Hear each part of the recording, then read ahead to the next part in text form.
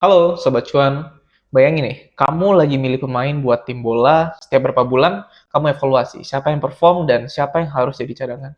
Nah, pasar saham global tuh sama, pelatihnya adalah penyedia indeks seperti MSCI dan FTSE Russell, mereka nyusun tim berisi saham-saham terpilih dari berbagai negara. Fungsi indeks ini bukan cuma patokan performa pasar, tapi juga peta jalan uang untuk pasif fund kayak ETF dan reksadana indeks untuk mengikuti komposisi mereka. Artinya, kalau sebulan saham masuk indeks, biasanya ada arus beli dari dana asing yang melacak indeks tersebut dan sebaliknya saat keluar juga. Sekarang kita bahas MSCI dulu. MSCI mengelola seri indeks seperti MSCI World sampai MSCI Emerging Market. Mereka melakukan indeks review beberapa kali setahun. Untuk periode Agustus 2025, MSCI mengumumkan hasil review pada 7 Agustus 2025 dan efektif berlaku setelah penutupan pasar tanggal 26 Agustus 2025.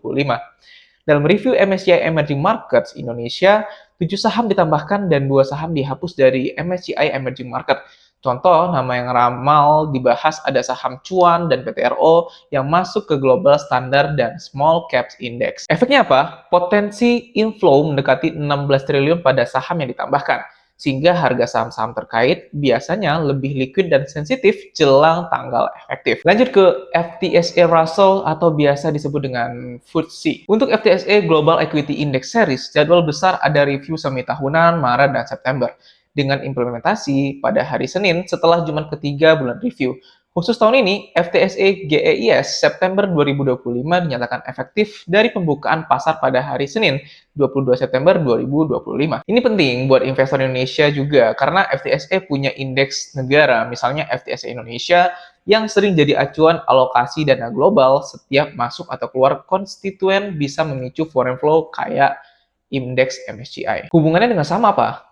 Nah, hubungannya itu langsung dengan banyak saham yang jadi konstituen, termasuk saham Indonesia. Saat MSCI Agustus 2025 atau FTSE September 2025 merombak daftar, saham yang naik kelas atau masuk berpotensi kebanjiran minat beli dari passive fund dan aktif yang harus atau ingin mengikuti indeks. Nah, kalau yang turun kelas atau keluar dari indeks berisiko kena sell off dari passive fund sebelumnya. Itu sebabnya menjelang tanggal pengumuman dan tanggal efektif, kamu sering lihat volume melonjak di saham-saham kandidat. Di putaran Agustus 2025, selain nama-nama global tadi, MSCI juga menyorot pasar emerging. Contohnya, daftar penambahan atau penghapusan level global dan regional yang mempengaruhi bobot negara. Intinya, indeks itu seperti gerbang likuiditas. Semakin besar indeksnya, semakin besar juga potensi arus dana saat rebalancing. Berikut tanggal rebalancing MSCI dan FTSE tahun 2025. MSCI Agustus 2025, pengumumannya tanggal 7 Agustus 2025 dan efektif setelah penutupan 26 Agustus 2025. Sebagai catatan, MSCI sempat mengedarkan jadwal awal dengan tanggal efektif 27 Agustus, namun rilis resminya memfinalkan 26 Agustus 2025. Jadi ini pakai pasar adalah 26 Agustus. Selanjutnya, FTSE GEIS September 2025 efektifnya dari pembukaan pasar Senin 22 Desember 2025 sesuai aturan Senin setelah Jumat ketiga. Jadi kita sebagai investor gimana sih cara manfaatinnya? Kalau tujuanmu itu long term, rebalancing adalah momen untuk ngecek ulang bobot sektor atau negara di portofolio agar tetap sejalan dengan acuan. Tapi kalau kamu seorang trader, fase pre and post announcement itu sering memunculkan mispricing pendek karena arus mekanis dari passive fund. Tapi tetap ingat, ini high volatile dan berisiko, jadi wajib punya trading plan yang jelas.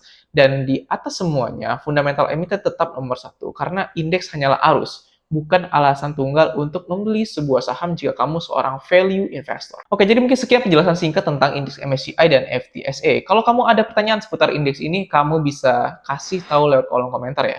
Sampai jumpa di pembahasan bersama Stoknos selanjutnya. Salam cuan dan bye-bye.